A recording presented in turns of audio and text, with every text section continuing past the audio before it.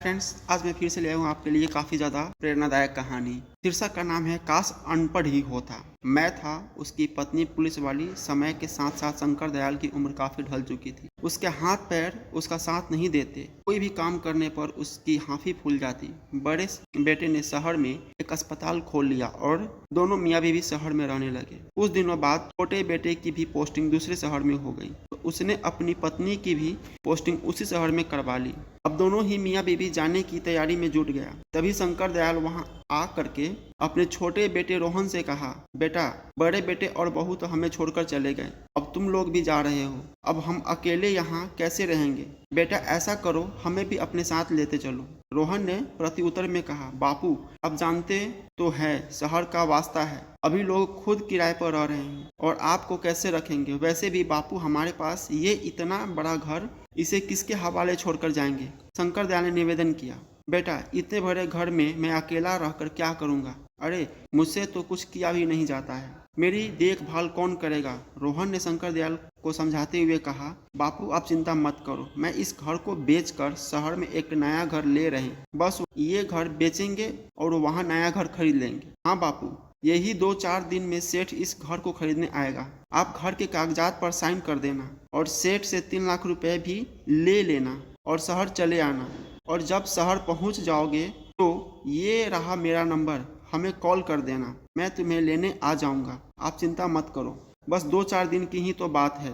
और फिर रोहन शंकर दयाल को अपने गले लगाता है और उनके पैर छूकर वहां से चला जाता है। आज इतने बड़े घर में शंकर दयाल अकेला था। जब उसे भूख लगी तो उसने रोटी बनाने के लिए आटा गूंदा। बूढ़े हाथों में इतनी जान नहीं थी कि जो आटा भी सही से गूंदा जाए। आज उसे अपने बड़े बेटे मोहन की याद रह रह कर आ रही थी। यादों का सैलाब जब ज्यादा हो गया तो उसने अपनी आंखों के सामने मोहन का अक्स नजर आने लगा। वो मोहन का आटा गूंदना और रोटी बनाना, एक एक करके सभी दृश्य उसके आंखों में तैरने लगे। उसकी बूढ़ी आंखों में आज आंसू छलकने उठे और मन में सिर्फ एक ही आवाज निकल रही थी कि काश आज बेटा अनपढ़ ही होता तो उसकी शादी होती और एक अनपढ़ बहू इस घर में आती।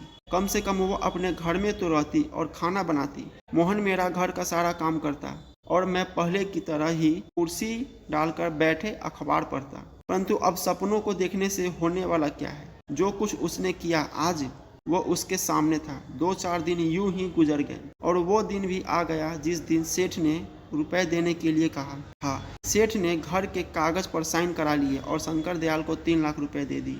रुपए मिलते ही शंकर दयाल शहर जाने की तैयारी कर ली और शंकर दयाल ने रोहन को फोन करके सब बता दिया कि वो बस स्टैंड पर उसका इंतजार करेंगे। कहे मुताबिक शंकर दयाल वहां पहुंच गए और बैठकर रोहन का इंतजार करने लगे। तभी वहां रोहन आया और शंकर दयाल के पास आकर कहा, बापू, आप पैसे लाए हो ना, मुझे दे दो। वो जो मैंने नया घर खरीदा है उसका मालिक अभी रुपए मांग रहा है। अगर मैंने उसे अभी रुपए नहीं दिए तो वो अपना घर किसी और को बेच देगा। शंकर दयाल ने रुपए का बैग झटपट से रुपए रोहन को दे दिया।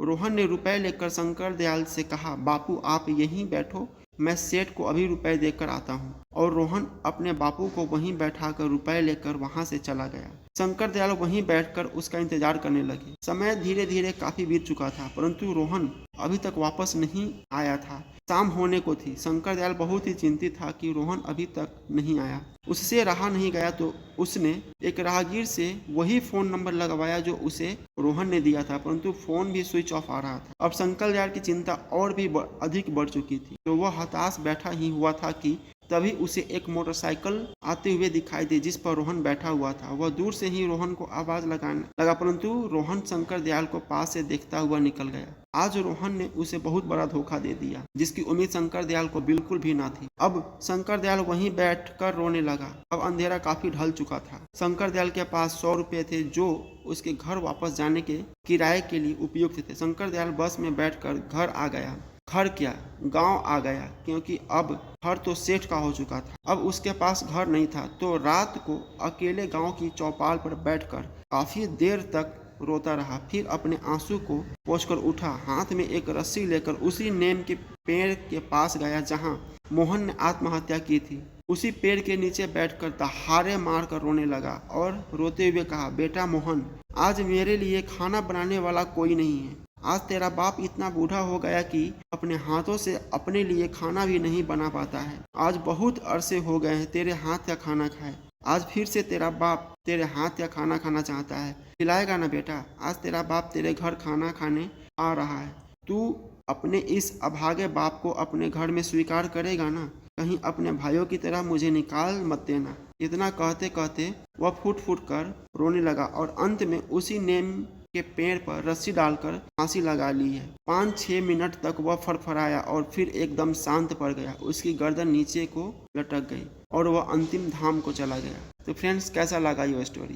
प्लीज़ कमेंट करके बताइए और चैनल को सब्सक्राइब जरूर कर देना। मिलते हैं अगले कहानी में।